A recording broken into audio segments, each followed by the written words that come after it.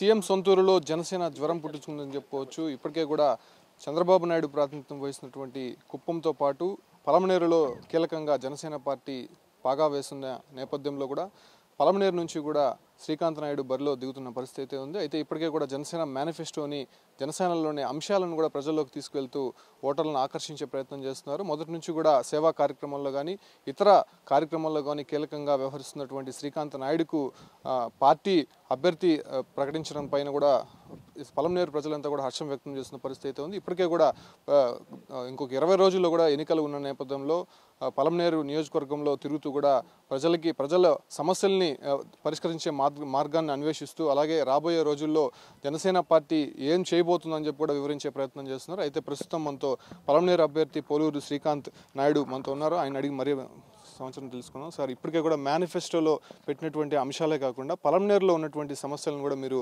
పరిష్కరించే మార్గాన్ని కూడా అన్వేషిస్తున్న పరిస్థితి ఉంది. రాబోయే రోజుల్లో ఎటువంటి మేనిఫెస్టోతో ప్రజల్లోకి వెళ్ళిపోతున్నారు? పలమనేరు అనేది బార్డర్ సిటీ. ఇటు బెంగళూరు కానీ ఇటు చెన్నైకి కానీ బార్డర్ సిటీ.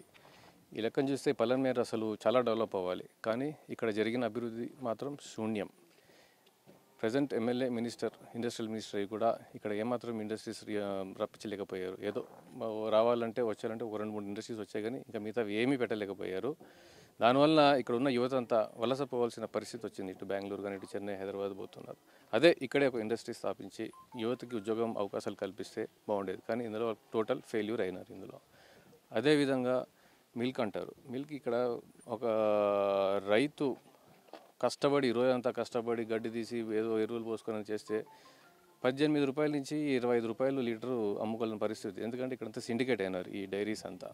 అదే మిల్క్ మళ్ళీ వాళ్ళు యూనిట్లు మాత్రం దే ఆర్ సెల్లింగ్, వాళ్ళు 80 రూపీస్ 90 రూపీస్ అమ్ముకుంటున్నారు లీటరు.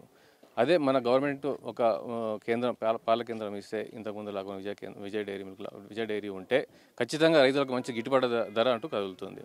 అదేవిధంగా సిల్క్ సిటీ కూడా అన్నారు దీన్ని. కాకపోతే రీలింగ్ సెంటర్ లేనందుకు కర్ణాటక పోయి అమ్ముకోవాల్సిన పరిస్థితి.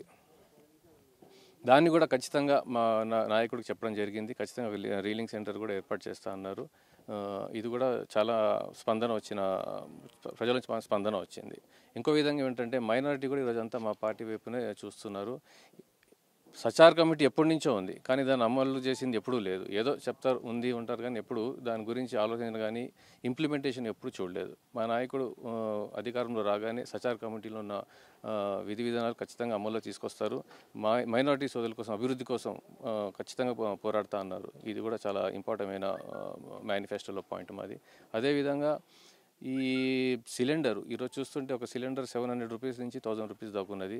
అదే ఉచితంగా అంటే మహిళలు చాలా మంచి స్పందన వచ్చింది. అది రేషన్కు బదులుగా 2,500 నుంచి 3,500 అంటే అది కూడా చాలా స్పందన వచ్చింది. ఎందుకంటే ఈరోజు చూస్తుంటే రేషన్లో మంచి నీసు రకమైన సరుకులు దొరుకుతున్నాయి. అదే వాళ్ళకి డబ్బు ఇస్తే వాళ్ళకి కావాల్సిన బియ్యం కానీ పప్పు కానీ కొనుక్కోవచ్చు. అది దానికి కూడా మహిళల నుంచి మంచి స్పందన వచ్చింది. ఇవన్నీ మా పార్టీకి చాలా బలంగా పనిచేస్తుంది అనుకుంటున్నది. అదేవిధంగా ఇప్పుడు మేము మహాకూటమిలాగా ఇది మారింది. బీఎస్పీ కానీ సిపిఐ సిపిఎం కానీ ఇవన్నీ కలిసినందుకు ప్రజల్లో చాలా బలం కూడా ఇచ్చింది. వీళ్ళందరూ కలిసి మా అందరికి ఓటేస్తారని మేము నమ్ముతున్నాము. మంచి మెజారిటీతో గెలుస్తామని ఇక్కడ మేము అనుకుంటున్నాం. అదేవిధంగా పవన్ కళ్యాణ్ గారు కూడా రాష్ట్రంలో సీఎం అవుతారని మేము అనుకుంటున్నామండి. అంటే కీలకంగా మంత్రి ప్రాతినిధ్యం వహిస్తున్నటువంటి పలమనేరులో ఎక్కడ వేసిన గొంగలు అక్కడే ఉన్నట్టుగా కనిపిస్తోంది. ఎక్కడ చూసినా కూడా ప్రజా సమస్యలు నెలకొంది. ప్రభుత్వం పెడుతున్నటువంటి సంక్షేమ పథకాలు కూడా పూర్తిస్థాయిలో కూడా అందని పరిస్థితుల్లో ఇప్పుడు చాలామంది ప్రజలు కూడా ఇబ్బంది పడుతున్నారు. సో జనసేన ద్వారా ఎలాంటి భరోసా ఇస్తున్నారు ప్రజలకు? ఇప్పుడు వచ్చిన ప్రభుత్వ సంక్షేమ పథకాలు కూడా ఆ ఒక పార్టీ క్యాడర్కే అవుతుంది, మిగతా ప్రజలకు అసలు ఏం అందడం లేదు. సో మేము మా పార్టీగా అధికారంలో వస్తే ఖచ్చితంగా ప్రతి సామాన్యుడికి ఇక్కడ ఉన్న ఈ నియోజకవర్గంలో ప్రతి ఒక్కరికి అందేటట్టు చూస్తాం. అంతేగాని మా క్యాడర్ మనుషులకే రావాలని మేము ఎప్పుడు అనుకోలేము. మేము ఖచ్చితంగా ఏ గవర్నమెంట్ స్కీమ్స్ ఉన్నా కూడా ప్రతి ఒక్క పౌరుడికి అందేటట్టు మేము ప్రయత్నం చేస్తామండి. ఈ విధంగా పలమనేరులో నెలకొన్నటువంటి సమస్యలపైన పోరాటం చేసి పరిష్కరించే మార్గాన్ని కూడా అన్వేషిస్తామని చెప్తున్నాడు. అదేవిధంగా ప్రభుత్వం చేపడుతున్నటువంటి సంక్షేమ పథకాలు కేవలం పోస్టర్ల రూపంలోనే ఉంది. అవి ప్రజలకు మాత్రం చేరువయ్యేటువంటి పరిస్థితి లేదు. కేవలం తెలుగుదేశం పార్టీ నాయకులకి కార్యకర్తలకు మాత్రమే ఆ ఒక సంక్షేమ పథకాలు అందుతున్నాయి. జనసేన పార్టీ కానీ అధికారంలోకి వస్తే ఖచ్చితంగా పలమనేరు ప్రజల ఏదైతే ఆశయాలు ఉంటాయో అవన్నీ కూడా తీరుస్తామని చెప్పి కూడా శ్రీకాంత్ నాయుడు చెప్తున్నాడు.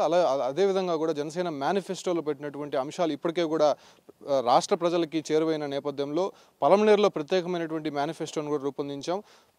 పలమనేరులో నెలకొన్నటువంటి సమస్యలపైన కూడా రాబోయే రోజుల్లో తాను ఎమ్మెల్యే అయిన తర్వాత కూడా ఖచ్చితంగా పరిష్కరించే మార్గాన్ని కూడా అన్వేషిస్తామని చెప్పి కూడా శ్రీకాంత్ నాయుడు భరోసా ఇస్తున్నాడు. ఇప్పటికే కూడా పలమనేరులో ఉన్నటువంటి ప్రతి గడపకు తిరుగుతూ కూడా జనసేన మేనిఫెస్టోని అంశాలను కూడా వివరిస్తూ తన ఓటర్లను కూడా ఆకర్షించే ప్రయత్నం అయితే ముమ్మరంగా చేస్తున్న పరిస్థితి అయితే కనిపిస్తోంది. వీడియో జర్నలిస్ట్ మణితో ఉమాశంకర్, 99 న్యూస్, పలమనేరు నుంచి. Please subscribe to New Waves.